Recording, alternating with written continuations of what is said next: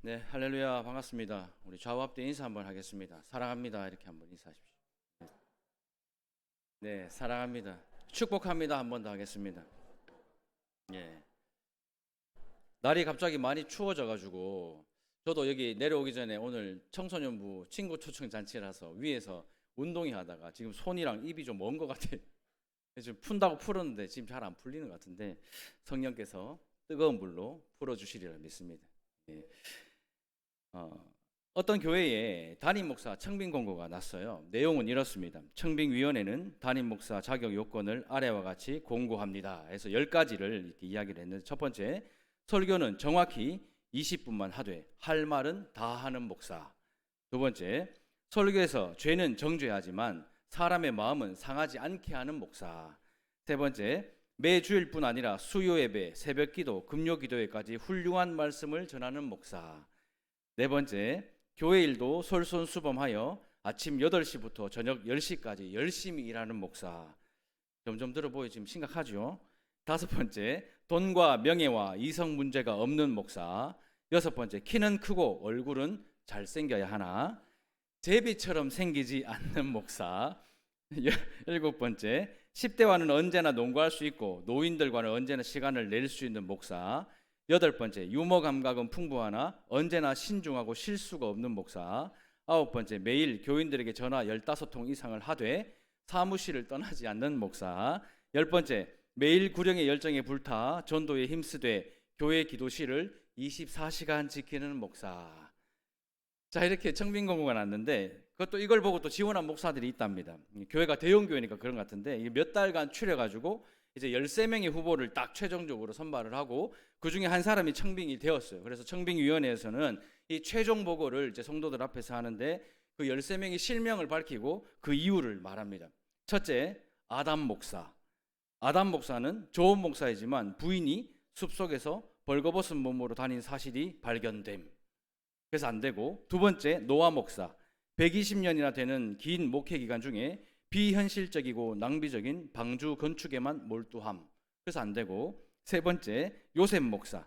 꿈이 컸으나 허풍쟁이였으며 지나치게 꿈 해몽에 집착할 뿐 아니라 전과 기록이 있음.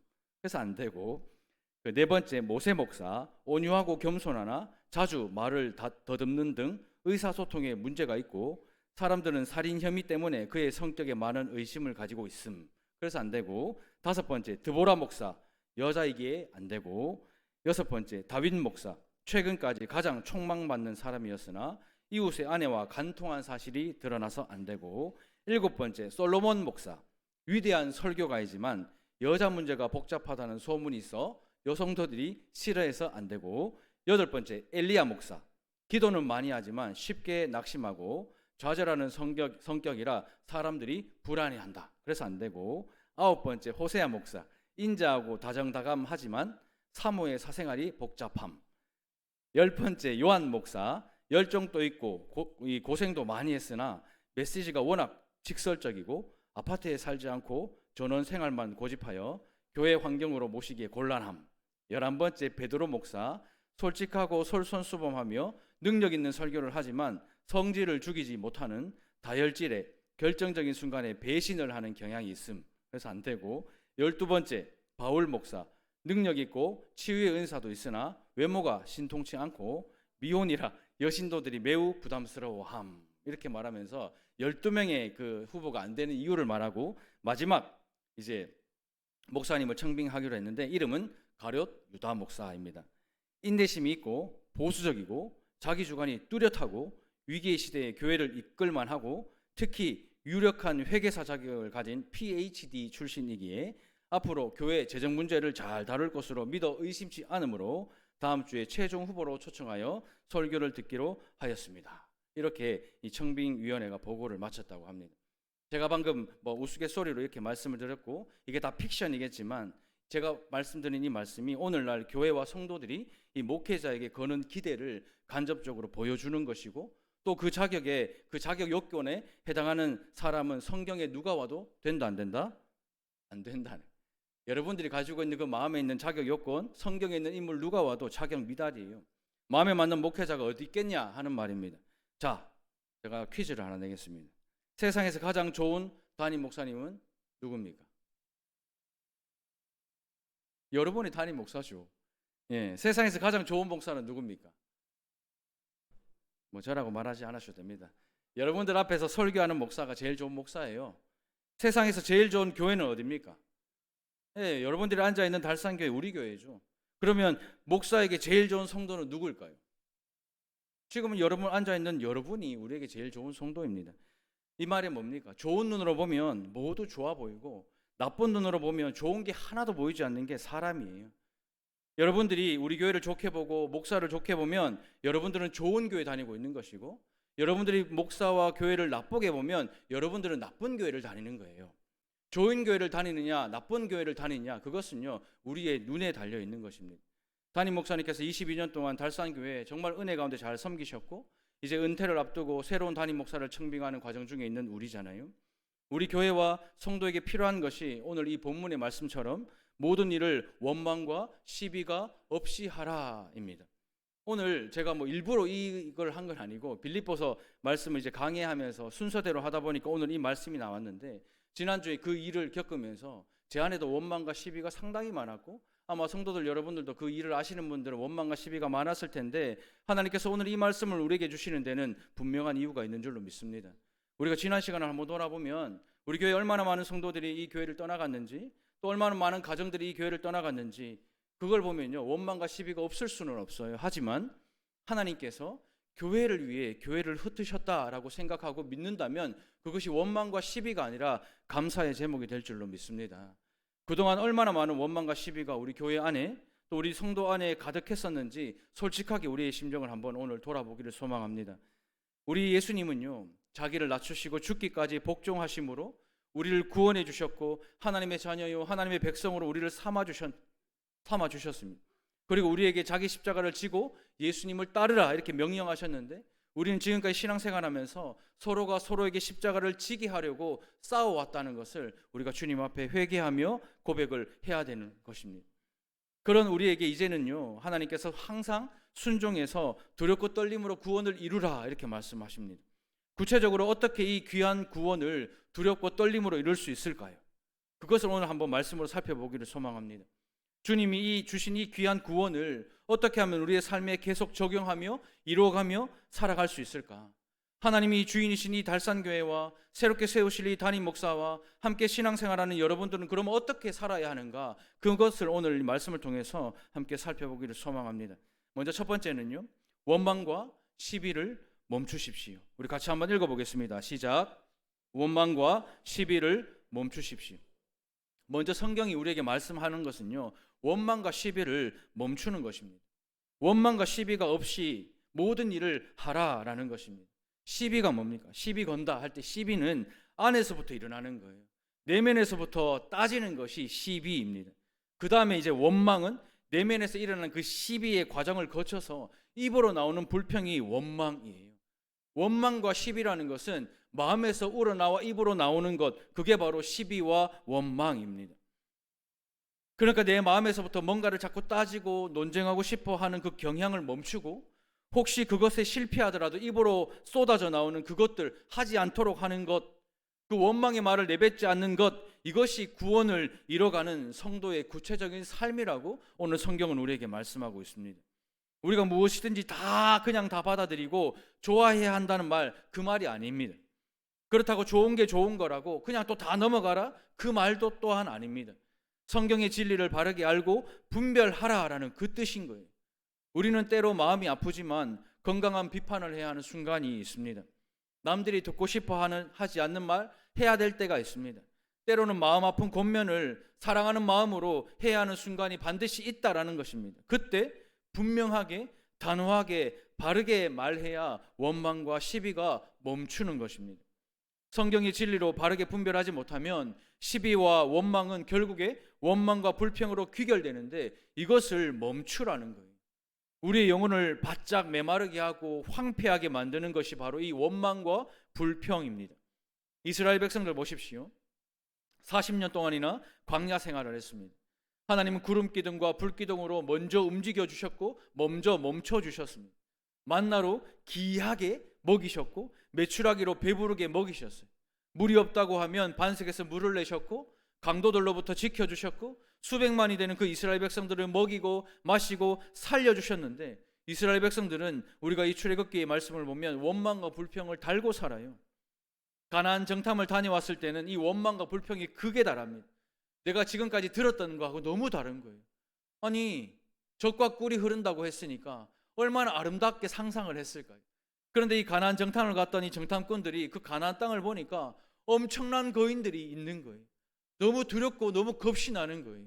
그러니 겁이 날 수밖에 없고 지금까지 내가 들었던 말, 하나님이 우리에게 약속했던 그 모든 약속, 그 다 거짓말인 것 같이 보이는 거예요. 땅은 젖과 꿀이 흐를 수 있는데 그 땅에 사는 사람들은 엄청난 사람들이기 때문에 이 가나안 정탐을 다녀왔던 사람들이 원망과 불평이 극에 달하는 거예요. 직접 눈으로 보니까 확실히 원망과 불평이 극에 달합니다. 그 결과가 어땠습니까? 출애굽하면요, 가나안까지 직선거리로 320km 정도 된대요. 그래서 뭐 곧바로 가면 일주일이면 가고 늦어도 열흘이면 가고 뭐 지금 이 출애굽 사람들처럼 어린아이나 뭐 노약자, 가축까지 다 끌고 가면 아무리 천천히 가도 한 달이면 도착을 하는 거리입니다. 근데 그 길을 몇 년을 방황했습니까? 40년 방황했어요. 결국 광야 1세대의 광야에서 다 죽고 1세대는 죽음의 그 약속의 땅에 들어갈 수가 없게 된 겁니다. 뭐 때문이에요? 원망과 불평 때문에 그렇습니다. 원망과 시비는요, 스스로를 황폐하게 만들고 우리 공동체를 황폐하게 만들어요. 그래서 원망과 시비를 멈추어라 이렇게 말하는 것입니다. 하나님은 인간들의 본질을 잘 아시죠. 우리 안에 죄의 찌꺼기가 가득 들어차 앉아서 인간들은 그냥 내버려두면 절대로 신령한 것을 추구할 수가 없어요. 우리는 가만히 내버려두면 절대로 영적인 것을 먼저 추구하지 않는단 말이죠. 참된 것과 영원한 것을 목말라 하기보다는 손에 잡히는 것, 눈에 보이는 것, 그 세상 것, 그것으로 나의 기쁨과 나의 즐거움을 채우기로 원하는 것이 우리 인간의 본성입니다.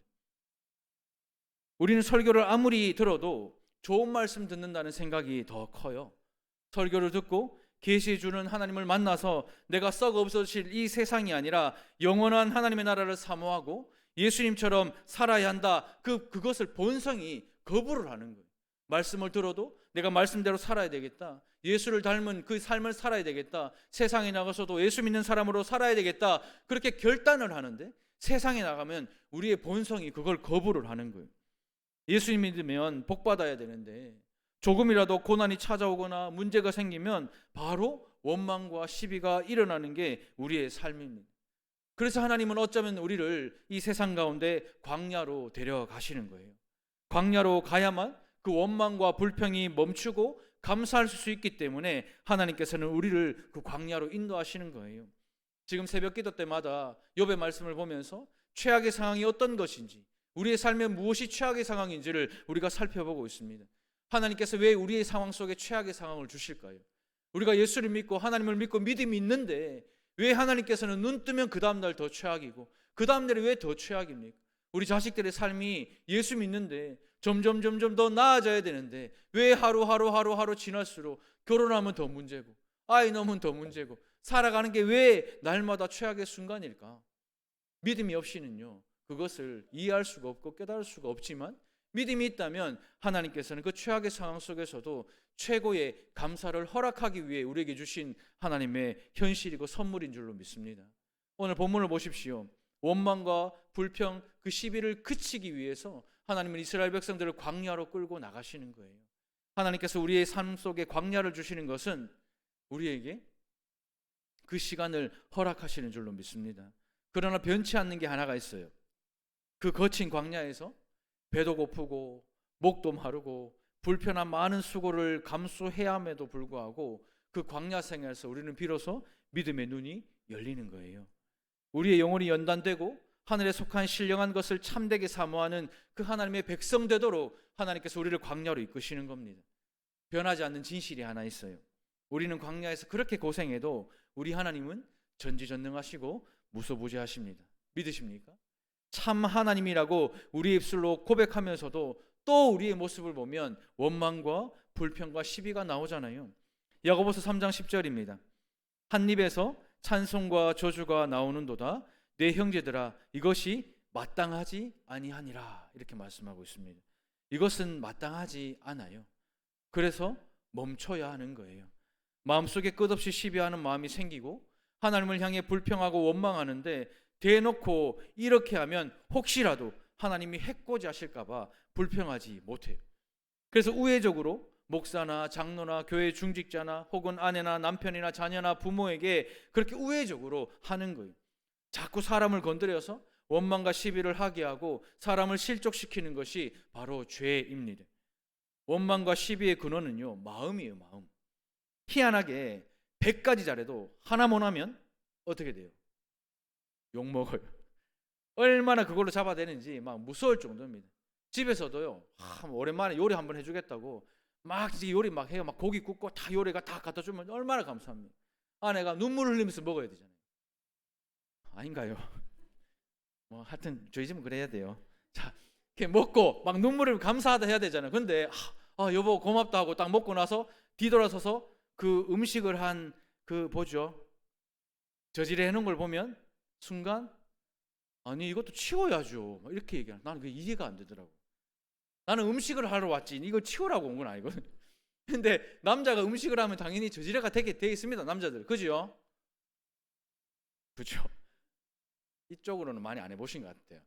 음식을 하면 저지레를 하게 돼 있습니다. 남자는 어쩔 수 없어요. 근데 저지레를 하게 돼 있는데 그렇게 하면 정말 100가지를 잘해도 그 치운 거 하나 때문에 잘한 게 없어진 정말 무서울 정도로 이것이 바로 원망과 시비입니다. 오늘부터 원망과 시비를 멈춥시다. 자, 옆에 있는 분들을 바라보고 내가 할 수 있는 가장 아름다운 미소를 머금고 이렇게 말합니다. 감사합니다.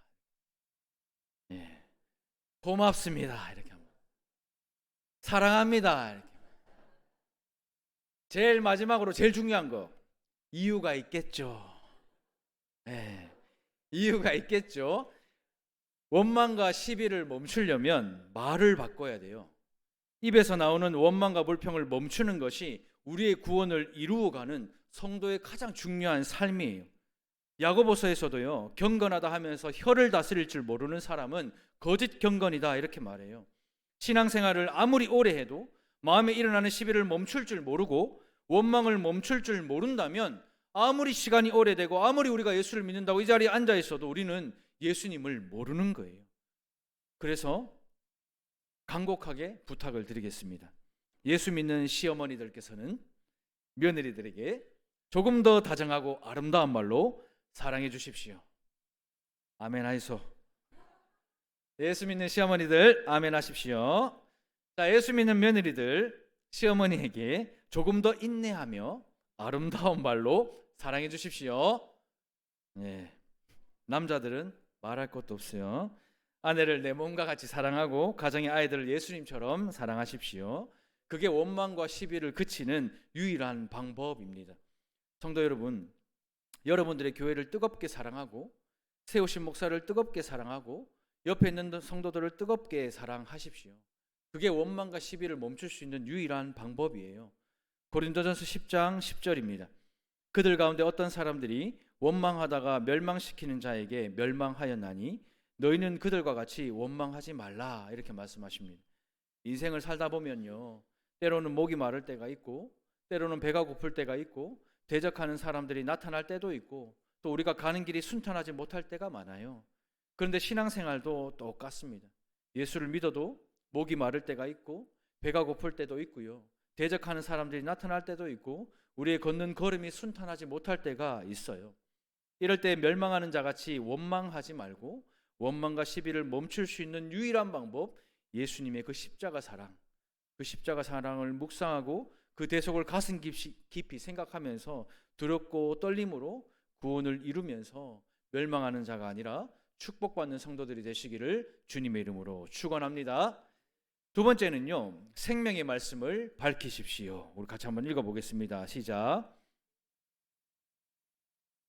우리가 원망과 시비를 멈추는 순간 우리는 흠이 없고 순결해져서 그 하나님의 흠 없는 자녀가 되어서 이 세상에 별과 같이 빛나게 될 줄로 믿습니다. 믿으십니까? 그럼 이 세상에서 별과 같이 빛이 난다. 그럼 그거는 무슨 의미일까요? 예수 믿어서 복받고 사회적으로 훌륭한 사람 되고 영역 있는 자리에 올라가면 빛이 나는 거예요. 그래서 잘 나가는 사람 보면 잘 나가는 사람 예수 믿으면 저 사람은 하나님께 영광을 돌린다고 그렇게 말하고, 뭐 폐주를 줍는 노인이나 뭐 병에 걸린 사람들이나 암병에 걸린 사람들은 예수를 잘 안 믿는 것입니까? 그럼 그 사람들은 축복과 감사가 은혜가 없는 거예요? 아닙니다. 성경은요, 이 세상에서 별과 같이 빛나는 사람은 원망과 시비를 멈추는 사람이다라고 말씀하고 있습니다. 입술을 제어할 줄 알고 원망과 불평의 말이 아니고 축복과 감사의 말을 할 줄 아는 사람이 별과 같이 빛나는 사람인 거예요. 백문이 불여일견이라고 말하고, 그리고 말 한마디에 천냥빚을 갚는다고 말하는 이 모든 것들이 다 여기에 속하는 거예요. 흠없다라는 것은요, 외적인 자질을 말하고 순전하다라는 것은 내적인 자질을 말하는 거예요. 원망과 시비를 멈추면 내적인 것과 외적인 것, 그것이 같아지는 거예요. 그런데 우리가 이 세상을 사는 세상은 어떻습니까?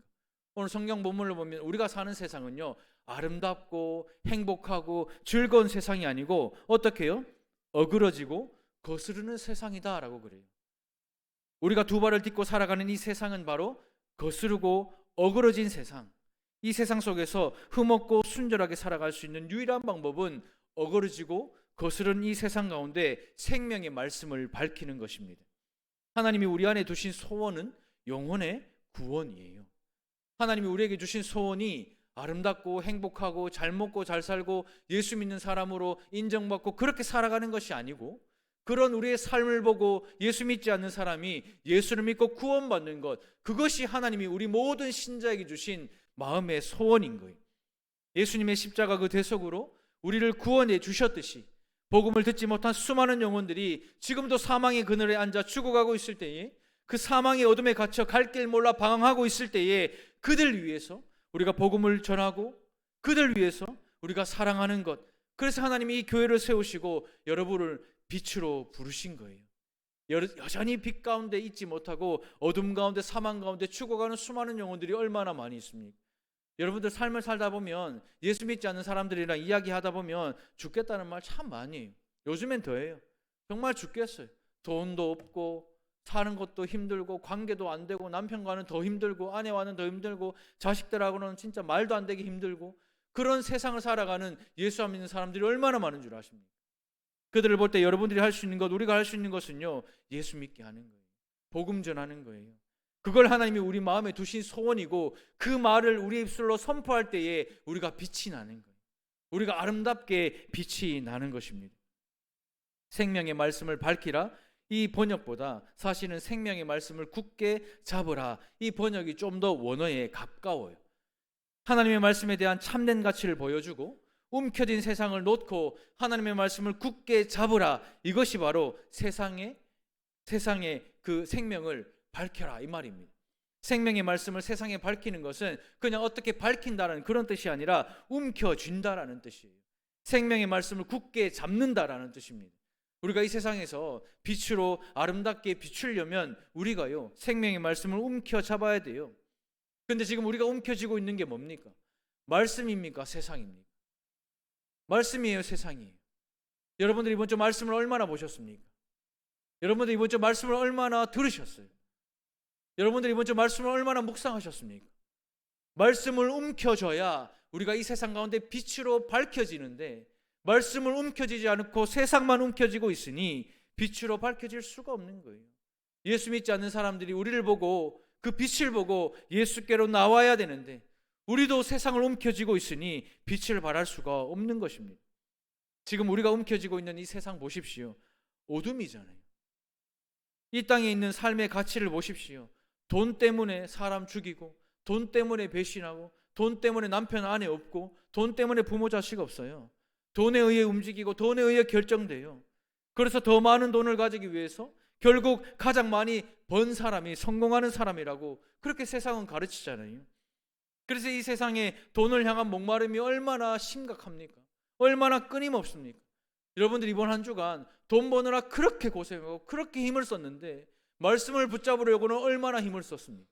얼마나 애를 쓰셨습니까?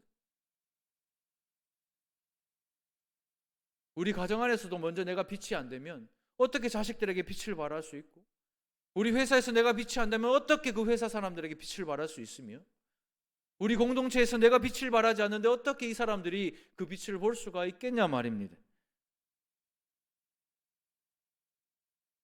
사실 저도 이런 경험이 좀 있어요. TV를 보는데 어떤 연예인이 정말 풍광이 좋은 지역에 전원주택을 딱 지어가지고 사는데 정말 아름다워. 카메라 앵글이 돌아가는데 막 에메랄드빛 바다에 너무 아름답고 뒤에는 산이 딱 펼쳐져 있으니까 진짜 말 그대로 배산임수 있죠. 명당이.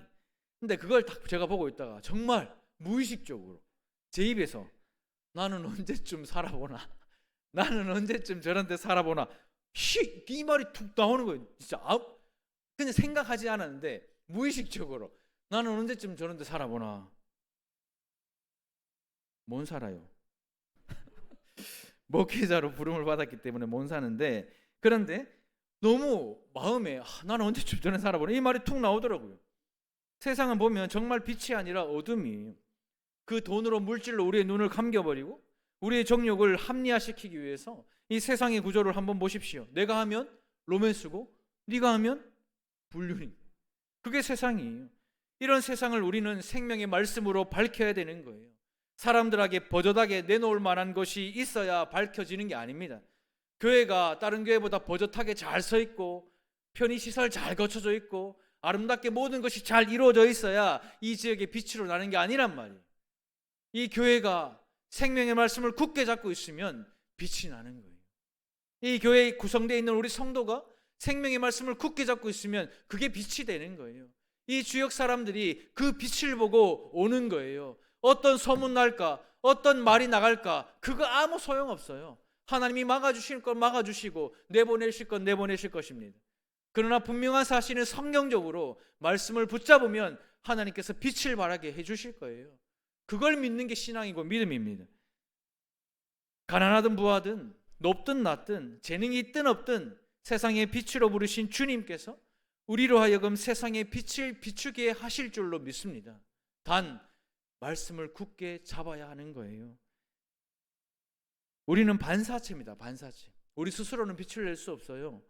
빛이신 예수님의 빛을 받아야 이 어두운 세상의 빛을 반사하는 역할이 우리 신자의 삶이란 말이에요. 그래서 어둠 속에 살던 이 사람들이 한 번도 본 적 없는 그 예수의 빛, 그 예수의 빛을 보고 어둠이 떠나가고 어둠이 물러가고 빛으로 나오게 되는 거예요. 주변 사람 보십시오. 그 인생 속에 여전히 어둠 속에 살고 가는 사람이 얼마나 많아요. 매일같이 죽겠다 하고 매일같이 울고 매일같이 그 고통 가운데 있는 얼마나 많은 사람들이 있습니까? 그분들에게요, 자신 있게 말하십시오. 예수님 말씀 한번 들어보자. 예수님은 빛이시다. 너의 이 어둠을 밝혀주실 분은 예수님밖에 없으니까 우리 교회 가서 한번 말씀 한번 들어보자. 이렇게 자신 있게 말하십시오. 말하기 부끄럽다면 지금 우리는요, 그 빛을 반사하고 있지 못하고 있는 거예요. 또 빛이신 예수님께 그 빛을 받고 있지 못하는 거예요. 그러면서 우리가 어떻게 신앙생활을 아름답고 행복하게 할 수가 있겠습니까? 생명의 빛을 밝히십시오. 빛으로 비추셔야 어둠은 물러가고 절망은 사라지고 결국 우리 인생에 기쁨이 찾아오는 거예요. 오늘 우리가 본문 말씀을 읽었잖아요. 17절과 18절 보십시오. 이 짧은 두 절에 보면 기쁨이라는 단어가 4번이나 반복해서 나와요. 사도 바울의 지금 상황이요, 언제 죽을지 모르는 상황 가운데 감옥에 갇혀 있는 가운데 가장 아름다운 기쁨에 서시는 이 빌립보서를 쓴 거예요. 절망 가운데 있고 가장 어둠 가운데 있는 그 감옥 속에 지금 사도 바울이 딱 갇혀져 있는데 그 절망과 그 가장 혹독한 어둠에서 가장 기쁨이신 예수를 만난 거예요. 광야 같은 세상입니다. 거스르고 어그러진 세상입니다.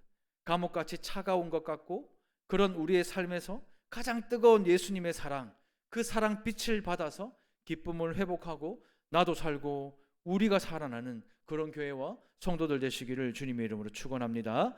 말씀을 맺겠습니다. 구원을 이루기 위하여 원망과 시비를 멈추십시오. 구원을 이루기 위하여 생명의 말씀을 밝히십시오. 아이들 찬양 보면 아 뜨거워 아 뜨거워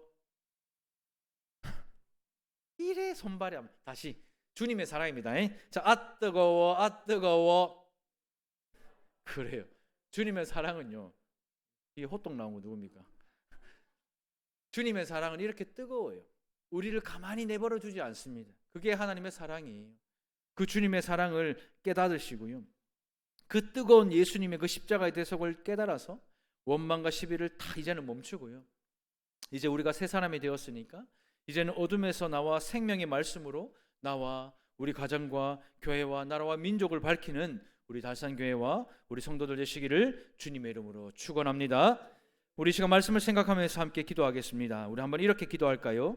원망과 시비를 멈추겠습니다. 우리 한번 이렇게 결단하고 생명의 말씀으로 어둠을 밝히는 삶을 살겠습니다. 또한 이렇게 결단하면서 우리 한 주간의 이 삶을 하나님께 올려드리겠습니다. 이 시간 우리 주의 은혜를 주옵소서. 우리 한번 무릎 짓고 함께 통성으로 기도하겠습니다. 주여 은혜를 주시옵소서.